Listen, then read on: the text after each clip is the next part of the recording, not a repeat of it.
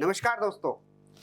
दोस्तों हर एनजीओ को फंड की रिक्वायरमेंट है और मोस्टली एनजीओ की एक ही प्रॉब्लम रहती है कि सर हमें फंड दिलाइएगा। दोस्तों मैंने अपनी काफी सारी वीडियो में आपको बताया था कि जो फंड की कैटेगरी होती है हर जगह फंड अवेलेबल है, आपको मिलेगा या नहीं मिलेगा ये काफी सारे फैक्टर पे डिपेंड करता है। मैंने आपको बताया था कि फंड की जो कैटेगरी है वो हर तरह से है, चाहे वो स्टेट गवर्नमेंट हो, सेंट्रल गवर्नमेंट हो, सीएसआर हो, इंडिविजुअल हो, डिजिटल मार्केटिंग से हो या फंड रेजिंग हो, अलग अलग बहुत सारे मेथड होते हैं। दोस्तों आज मैं इस वीडियो के थ्रू आपको एक बहुत महत्वपूर्ण सूचना देने वाला हूं और वो है सीएसआर फंडिंग के ऊपर। दोस्तों आज मैं आपको बताऊंगा कि जब कंपनियां सीएसआर फंड देती हैं तो वो किन किन एक्टिविटी पे देती हैं।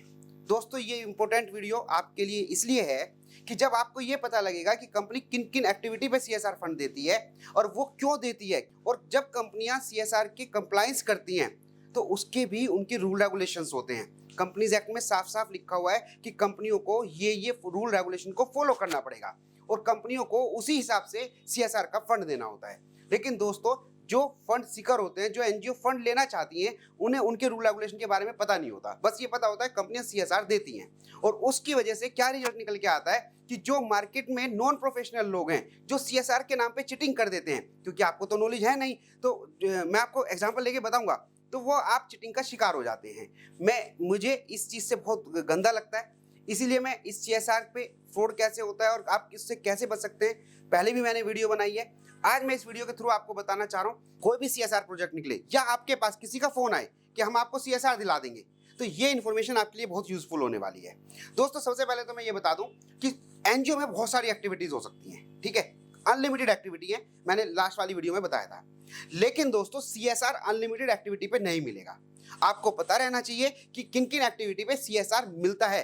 मोस्टली 90% कंपनियां रूल रेगुलेशन के हिसाब से, कंपनीज एक्ट के हिसाब से, मैं एज ए कंक्लूजन आपको बता रहा हूं कि ये एक्टिविटी अगर आपके एनजीओ में है, इस पे आप वर्किंग करते हैं, तो आपको सीएसआर का फंड मिल सकता है। वो कौन कौन सी एक्टिविटी है? तो दोस्तों मैं आपको बता रहा हूं कि नॉर्मली हर कंपनी के लिए जो गवर्नमेंट ने कहा हुआ है कि अगर आपको सीएसआर की कंप्लायंसेस पूरी करनी है तो आपको इन एक्टिविटी पे करना है, और उसमें सबसे पहले आ रहा है क्लीन गंगा फंड। अगर आपकी कंपनी कोई कंपनी क्लीन गंगा फंड पे सीएसआर देती है तो वो जरूरी है कि आपकी एनजीओ में उससे रिलेटेड वर्किंग होनी चाहिए। अब प्रैक्टिकली होता क्या है कि फंड तो निकला है क्लीन गंगा फंड का किसी कंपनी का, और आपसे ये कह दिया जाता है नॉन प्रोफेशनल लोगों के द्वारा कि हम आपको सीएसआर दिलवा देंगे, और आपसे 1-1 लाख रुपए ले लिए जाते हैं। अब दोस्तों लॉजिकल आप खुद समझना, फंड निकला है क्लीन गंगा पे और आपने अपनी एनजीओ में काम कर रखा है एनवायरनमेंट पे या एजुकेशन पे, तो कहां से आप वो फंड दिलवा देंगे और कहां से आप प्रपोजल लगा देंगे? इसलिए ये एक्टिविटी जानना आपके लिए जरूरी है कि सीएसआर किन किन एक्टिविटी पे मिलता है। तो पहले मैंने आपको बताया clean Ganga water, second education livelihood, अगर इस पे मतलब आप एक्टिविटी हैं तो कंपनियां सीएसआर दे सकती हैं।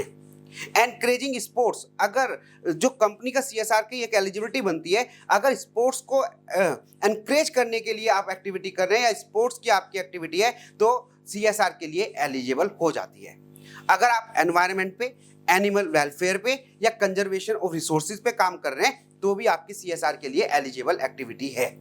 Gender equality, women empowerment, old age home और रिड्यूसिंग इनइक्वालिटीज, अगर आपकी एनजीओ इस एक्टिविटी पे काम करती है तो कहीं ना कहीं कोई ना कोई कंपनी इस पे सीएसआर आपको देने के लिए एलिजिबिलिटी बनाती है।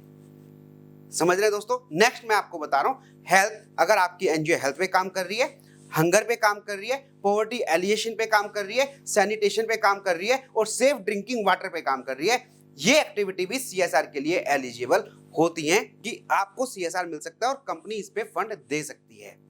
हेरिटेज आर्ट एंड कल्चर, अगर इस पे आपकी एनजीओ काम करती है और कोई कंपनी इस पे प्रमोट करना चाहती है तो उस अमाउंट को वो सीएसआर के लिए एलिजिबल बनाती है। इधर कंपनी एलिजिबल है और इधर अगर आपकी एनजीओ सेम एक्टिविटी में वर्क कर रही है तो वो आप एलिजिबल हो जाते हैं। अदर सेक्टर में टेक्नोलॉजी अगर है, इंक्यूबेटर है, तो उसके लिए भी आपको सीएसआर के लिए एलिजिबल एक्टिविटी में कवर हो जाते हैं। तो दोस्तों ये एक्टिविटी जो मैंने आपके बताई है ये सीएसआर के लिए एलिजिबल करती हैं। कुछ और एक्टिविटी मैं आपको बताता हूँ, रूरल डेवलपमेंट, वो भी जो है कंपनियां रूरल डेवलपमेंट में अपना सीएसआर का एक्सपेंडिचर कर सकती हैं और जो रूरल डेवलपमेंट में लगी हुई है एनजीओ वो भी उसके लिए एलिजिबल हो जाती हैं। स्लम एरिया डेवलपमेंट बहुत अच्छा एरिया है, बहुत अच्छा एरिया, स्लम एरिया डेवलपमेंट अगर आपकी एनजीओ वर्क करती है तो कंपनी भी एलिजिबल है उस पर CSR देने के लिए। और एक महत्वपूर्ण एरिया है स्वच्छ भारत कोष, अगर इस पे भी वर्किंग करते हैं तो कंपनी एलिजिबल है कि उस पर CSR का अमाउंट खर्चा कर सके। तो दोस्तों ये थी एक्टिविटी जिस पे कंपनियां CSR के लिए एलिजिबल हैं। जब कंपनियां खर्चा करेंगी तो वो खर्चा CSR में कवर होगा, subject to other approvals and other policies. और मैं इंपॉर्टेंट और एक चीज बता देता हूं इसमें कि जितनी एक्टिविटी मैंने बताई है, जरूरी नहीं है कि एक कंपनी सारी एक्टिविटी पे CSR दे। हो सकता है इंडियन ऑयल की कोई सी 2 या 3 एक्टिविटी ले ले, हो सकता है NTPC 2 या 3 एक्टिविटी ले ले। तो हर कंपनी 2 या 3 एक्टिविटी को जो वो चाहती है उसे प्रमोट करती है और सारी एक्टिविटी पे काम करना जरूरी नहीं है। तो आपकी एनजीओ किस पे काम कर रही है और कंपनी का CSR कैसे निकला हुआ है, उसकी मैचिंग करना बहुत जरूरी है। दोस्तों मुझे उम्मीद है कि आपको ये वीडियो पसंद आई होगी, आपको कुछ एडिशनल नॉलेज मिली होगी, क्योंकि CSR फंडिंग के नाम पर बहुत ज़्यादा फ्रॉड हो रहा है जो मेरे लिए एक पेन का विषय है। तो मैं कोशिश करूंगा अपनी नॉलेज शेयर करके आपको इस चीटिंग से बचा सकूं और एक्चुअल में आपको CSR फंड दिला सकूं। ठीक है फ्रेंड्स, तो फिर मिलते हैं नई वीडियो के साथ। Thank you.